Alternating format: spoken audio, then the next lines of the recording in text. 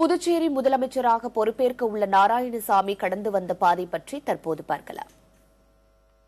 புதுச்சேரியில் 1947 ஆண்டு மே 30 நாராயணசாமி பிறந்தார். மனைவி பெயர் கலைச்செல்வி. இவர்களுக்கு ஒரு மகனும் ஒரு மகளும் உள்ளனர். புதுச்சேரி தாகூர் கலைக்கல்லூரி மற்றும் சிதம்பரம் அண்ணாமலை பல்கலைக்கழகத்தில் முறையே BA, ML பட்டங்களை பெற்றவர் நாராயணசாமி. காங்கிரஸ் கட்சியில் தன்னை இணைத்துக் கொண்ட அவர் 1985 முதல் 1991 வரையும் 1991 முதல் 1997 வரையும் மாநிலங்களவை உறுப்பினராக இருந்தவர். 2008-2009 ஆண்டில் நாடாளுமன்ற விவகாரத்துறை இணையமைச்சராக நாராயணசாமி பதவி வகித்துள்ளார். 2011 ஆண்டு முதல் 2014 ஆண்டு வரை பிரதமர் அலுவலக அமைச்சர் பொறுப்பையும் அவர் வகித்திருக்கிறார்.